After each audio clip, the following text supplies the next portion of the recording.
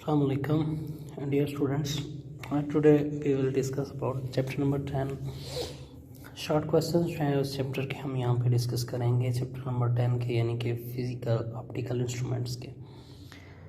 So look at that topics to be discuss as short questions in chapter है हमारे पास 10 और उसके आ जाएगा optical instruments. First one question है, what do you understand by linear magnification and angular magnification. यानी कि दो स्टेटमेंट्स हैं यहाँ पे, एक लीनियर मैग्नीफिकेशन की है और दूसरी एंगुलर मैग्नीफिकेशन की है, और साथ में हमने एक्सप्लेन करना है कि कन्वेक्स लेंस को एज ए मैग्नीफायर किस तरह इस्तेमाल किया जाता है. सो लुक एट दैट, मैग्नीफिकेशन और लीनियर मैग्नीफिकेशन यानी कि एक ही टर्म के तौर पर यूज़ किए जाएंगे. ये एक्चुअली होती है ratio between the size of object to the size of image to the size of object. यानी कि ऑब्जेक्ट का जो ओरिजिनल साइज़ है और जो ऑब्जेक्ट का इमेज का साइज़ है, दोनों के दरमियान जो रेशो पाई जाएगी उसको हम नाम देंगे जस्ट मैग्नीफिकेशन का, या फिर हम कहेंगे लीनियर मैग्नीफिकेशन. इसको हम इस तरह लिखते हैं, size of image divided by size of object, या फिर इसको इस तरह लिखते हैं m is equal Q over P. Q यहाँ पे साइज़ ऑफ इमेज है, p यहाँ पे साइज़ ऑफ ऑब्जेक्ट हो जाएगा. नेक्स्ट वन आ जाएगा एंगुलर मैग्नीफिकेशन, या इसको हम मैग्नीफाइंग पावर भी बोलते हैं. यानी कि अगर आपसे कहा जाता है कि एंगुलर मैग्नीफिकेशन या मैग्नीफाइंग पावर से क्या मुराद है, तो दोनों में सेम स्टेटमेंट आप लिखेंगे. तो ये आ जाएगा ratio of angle subtended by the image as seen through the optical device to the subtended by the object at unaided eyes. देखिए, ऑब्जेक्ट को आप सीन आउट करते हैं किसी ऑप्टिकल इंस्ट्रूमेंट के साथ, तो एक एंगल थीटा बनेगा. उसी के साथ फिर आप क्या करते हैं कि ऑब्जेक्ट को बगैर किसी ऑप्टिकल इंस्ट्रूमेंट के देखते हैं, यानी कि अनएडेड आइज, यानी कि बगैर किसी लेंस के या फिर डिवाइस के, तो उस वक्त जो एंगल बनता है, तो दोनों के दरमियान जो रेशो पाई जाती है उसको हम नाम देते हैं मैग्नीफाइंग पावर का, या फिर उसको हम बोलते हैं एंगुलर मैग्नीफिकेशन. इसको हम इस तरह लिखेंगे एम पी, ये बीटा बाय अल्फ़ा के इक्वल आ जाएगा. बीटा यहाँ पे होगा वो एंगल जो कि हमने ऑप्टिकल इंस्ट्रूमेंट से ऑब्जेक्ट को देखा तो बना, और अल्फ़ा आ जाएगा हमारे पास वो एंगल जहाँ पे हमने ऑब्जेक्ट जो है उसको अनएडेड आई से चेक किया तो फिर बना. सेकंड क्वेश्चन इसमें आ जाता है इसका पार्ट के कन्वेक्स लेंस को ही एज ए मैग्नीफायर क्यों यूज़ किया जाता है. अब जो कन्वेक्स लेंस है शॉर्ट फोकल लेंथ का है, उसको मैग्नीफायर के तौर पर इस्तेमाल कर सकते हैं जब हम ऑब्जेक्ट को उसके बहुत क्लोज रखते हैं. उसके नतीजे में क्या होता है कि ऑब्जेक्ट जो है वो लाई करता है between lens and the focus, the image दस formed is visual erect and magnified. जब ऑब्जेक्ट को क्या करेंगे कि लेंस और फोकस के दरमियान रखेंगे, तो उसके नतीजे में जो इमेज बनेगा वो विजुअल होगा, इरेक्ट होगा, सीधा, और मैग्नीफाइड होगा. अब सेकंड क्वेश्चन है, explain the difference between. So next one हमारे पास क्वेश्चन है, explain the difference between angular magnification and resolving power of an optical instrument and what limits the magnification of an optical instruments. तो almost definition जो है हमारे पास जो previous थी वही यहाँ पे यूज़ होंगी. Look at that, angular magnification simply increase the apparent size of the image of an object, जिसको हमने पीछे मैग्नीफाइंग पावर का भी नाम दिया. When we see through an optical device and it can make large as wish by using lenses of suitable focal lengths. तो हम different lenses को इस्तेमाल करके क्या कर सकते हैं, ऑब्जेक्ट का साइज जो है उसको इंक्रीज़ कर सकते हैं. रिजॉल्विंग पावर एक्चुअली तौर पर किसी भी इंस्ट्रूमेंट की वो एबिलिटी होती है जो किसी भी ऑब्जेक्ट की माइनर से माइनर डिटेल जो है उसको भी एक्सप्लेन कर देती है. या it is the minimum angle alpha between the 2 point source that allow to image to be resolve as 2 distinct spot of lighter rather than one. जैसे आपके पास वाइट पेज है ना, उस वाइट पेज के ऊपर आप क्या करते हैं, वाइट स्पॉट लगा देते हैं. अब ऑब्जेक्ट की मदद से आप खुद ये बिना किसी इंस्ट्रूमेंट के देखते हैं तो सारी बात है आपको नज़र नहीं आएगा.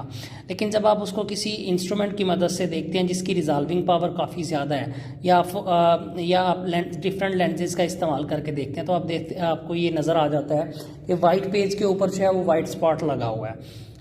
इनके एक्चुअली तौर पर आपने क्या किया है कि जो रिजॉल्विंग पावर है उसको यहाँ पे चेकआउट किया कि कोई भी ऑब्जेक्ट है माइनर से माइनर डिटेल, छोटी से छोटी डिटेल है उसको किस तरह रिवेल आउट करता है। अब इसकी लिमिटेशंस की हम बात करेंगे तो लिमिटेशंस में चेक कीजिए, हमारे पास आ जाता है कि दो इफेक्ट्स हैं, एक है क्रोमेटिक अब्रेशन है और दूसरा स्फेरिकल अब्रेशन है, यानी कि दो इसकी लिमिटेशंस हैं, एंगुलर मैग्नीफिकेशन की या मैग्नीफाइंग पावर की। नेक्स्ट क्वेश्चन नंबर 3 की तरफ मूव करते हैं। उसमें कहता है why should it be advantageous to blue light with the compound microscope, कि कंपाउंड माइक्रोस्कोप जो है उसके साथ हम ब्लू लाइट जो है उसको यूज़ क्यों करते हैं। सो लुक एट दैट, जो रिजॉल्विंग पावर है कंपाउंड माइक्रोस्कोप की उसको हम इस तरह लिखते हैं R is equal 1 over alpha minimum, या ये बराबर होता है D डिवाइडेड बाय 1.22 लैम्डा के बराबर। ये रिजॉल्विंग पावर है कंपाउंड माइक्रोस्कोप की। अब इसमें देखें ब्लू लाइट जो है उसकी वेवलेंथ स्मॉल होती है, वेवलेंथ स्मॉल होने की वजह से उसकी डिफ्रैक्शन कम होती है। रिफ्रैक्टिव इंडेक्स जो है ब्लू लाइट का वो लार्ज होता है as which produce bright image. उसके बरक्स resolving power R is equal D by 1.22 lambda microscope for blue light with a small value of alpha is much large, यानी कि इससे डिफ्रैक्शन कम होगी, ब्राइट इमेज बनेगा, और उसके साथ दूसरी बात यह है कि अल्फ़ा की वैल्यू जो है वो क्या आ जाएगी, मैक्सिमम आ जाएगी। तो मैक्सिमम आएगी तो रिजॉल्विंग पावर हमारे पास जो है वो ऑटोमेटिकली तौर पर इंक्रीज हो जाएगी। नेक्स्ट क्वेश्चन की तरफ मूव करते हैं। The image seen in a cheap microscope have coloured edges why this so, यानी कि जो सस्ती माइक्रोस्कोप है कहता है उसमें जो इमेज हम देखते हैं उसके किनारे कलर्ड क्यों नज़र आते हैं। आपने देखा होगा ये सेल फोन्स जो होते हैं इनकी स्क्रीन जो है उनके भी आपने देखा होगा एजेस जो होते हैं, उन एजेस में या तो ब्लू कलर शो हो रहा होता है या रेड कलर की लाइनें जो हैं वो शो हो रही होती हैं। यानी कि जो चीप माइक्रोस्कोप है जिसके लेंसेज वगैरह जो हैं वो बहुत ही समझ लें कि लो लेवल के हैं, तो उनमें ऐसा क्यों होता है। तो look at that, due to chromatic operation. अब क्रोमेटिक ऑपरेशन क्या होता है, लेंस जो है टू प्रिज्म जो है उनको आपस में एंड टू एंड जोड़ दें तो वो एक लेंस बन जाता है। वाइट लाइट जो है जब पास करती हैं लेंस चीप माइक्रोस्कोप में तो ये डिस्पर्स कर जाती है 7 डिफरेंट कलर्स में। डिस्पर्स करना यानी फैल जाना, तो इसकी वजह इस इफेक्ट को हम नाम देते हैं क्रोमेटिक ऑपरेशन का। यानी कि वाइट लाइट जब लेंस पे पड़ती है तो पड़ने के नतीजे में क्या होती है, वो डिस्पर्स करती है यानी फैल जाती है। तो फैलने के नतीजे में क्या होता है कि उसकी एजेस जो हैं वो कलर्ड हो जाती हैं, और इस इफेक्ट को हम नाम देते हैं क्रोमेटिक ऑपरेशन का। तो due to this effect image seen through the microscope have coloured edges. The next question is define resolving power of an instrument. ये पीछे हम कर चुके हैं, सेम एज इट इज़ होगा। Instrument is the ability to reveal the minor detail of an object under examination, यानी कि जिस ऑब्जेक्ट को हम ऑब्जर्व कर रहे हैं उसकी छोटी से छोटी डिटेल को भी जो उजागर करने की सलाहियत होती है उसको हम नाम देते हैं रिजॉल्विंग पावर का, और फॉर्मूला हो जाएगा इसका 1.22 लैम्डा डिवाइडेड बाय डी आ जाएगा। नेक्स्ट वन क्वेश्चन देखिए हमारे पास, उसमें आ जाता है मैग्नीफाइंग ग्लास जो है have 5 times a large image as a distance of 25 centimeter from the lens. Find by the ray diagram the focal length of the lens. अब देखिए इसका सोल्यूशन है। अब हमें मैग्नीफिकेशन पावर 5 टाइम्स दी है, D है या क्यू है, ये 25 सेंटीमीटर है, एफ हमने मालूम करना है। मैग्नीफिकेशन पावर का फार्मूला होता है 1 + d बाई एफ। यहाँ पे वैल्यूज़ पुट कर लें, वैल्यूज़ पुट करेंगे तो यहाँ से एफ की वैल्यू देखिए हमारे पास आती है 6.25 सेंटीमीटर। ओके, ये न्यूमेरिकल टाइप है, एज ए शॉर्ट क्वेश्चन पूछा जाता है। नेक्स्ट क्वेश्चन आ जाएगा हमारे पास, what is spectrometer, list the main part of spectrometer. Spectrometer क्या है, उसके डिफरेंट जो पार्ट्स हैं उनको हमने डिफाइन आउट करना है। स्पेक्ट्रोमीटर हमारे पास डिवाइस है जो यूज़ करते हैं to find out the refractive index of a transparent medium. Transparent medium उसको कहा जाता है जिसमें से लाइट पास कर जाती है, and precise measurement of wavelength of light. दो चीज़ें फाइंड आउट करेगा, एक तो रिफ्रैक्टिव इंडेक्स फाइंड करेगा ट्रांसपेरेंट मीडियम का, और दूसरा क्या करेगा, जो वेवलेंथ ऑफ लाइट है उसको एक्यूरेटली तौर पर मेजर करेगा। 3 पार्ट्स हैं इसके, एक है कॉलीमीटर, एक है टर्न टेबल या स्पोर्टिंग अ प्रिज्म, तीसरा है टेलीस्कोप। 3 पार्ट्स होंगे टोटल इसके। नेक्स्ट क्वेश्चन देखें, इसमें कहता है right on the function of collimator. ये जो कॉलीमीटर है इसका फंक्शन क्या होता है। एक्चुअली तौर पर ये जो कॉलीमीटर है इसकी मदद से हम क्या करते हैं, फोकसिंग को एडजस्ट करते हैं। यानी कि हमारे पास 2 ट्यूब जो हैं वो 2 ट्यूब्स होती हैं जो एक दूसरे के अंदर मूव कर सकती हैं। एक के आगे लेंस लगा होता है और दूसरा हमारे पास एक हालो सिलेंडर की तरह होता है। उस हालो सिलेंडर के अंदर ये लेंस वाली जो ट्यूब है ये मूव ऑन करती है, जिसके नतीजे में हम क्या करते हैं कि जो इमेज है उसको फोकस कर सकते हैं। तो देखिए, consist of fix metallic tube with a convex lens at one end the adjustable shift at the other end. एक एंड फिक्स होता है, दूसरा एडजस्टेबल होता है जिसको हम मूव ऑन करवाते हैं. And the slit can slide in and out of the tube and when the slit is at the focus of the convex lens the rays of light coming from the lens are parallel and due to this reason it is called collimator. तो collimator की मदद से हम क्या कर सकते हैं, कोई स्पेक्ट्रोमीटर का जो फोकसिंग पॉइंट है उसको एडजस्ट कर सकते हैं to see the image.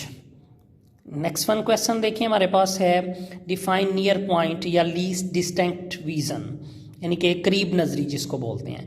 The minimum distance from the eye at which an object appear to be distinct is called least distinct of vision.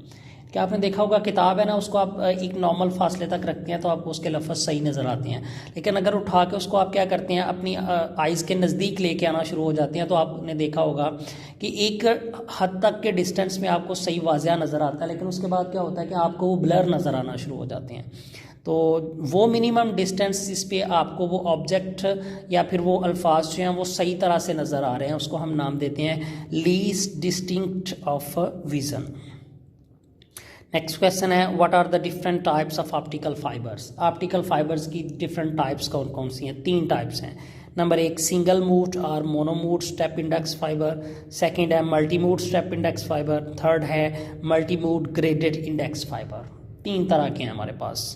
Next question देखें define total internal reflection and critical angle. Total internal reflection क्या होता है, look at that, यानी कि वो incident angle जिसके लिए critical angle जो है वो इक्वल टू 90 हो जाता है और ग्लास बाउंड्री से टकराने वाली जितनी भी रेस हैं वो बाहर जाने की बजाय मुकम्मल तौर पर वापस मीडियम में रिफ्लेक्ट बैक कर जाती हैं. तो इस फिनोमेना को हम नाम देते हैं टोटल इंटरनल रिफ्लेक्शन का. यानी कि for incident angle equal to और greater than the critical angle the glass air boundary will act as a mirror and no light escape from the glass and this phenomena is called total internal reflection. अब critical angle क्या होगा, the angle of incident for which reflected angle become 90.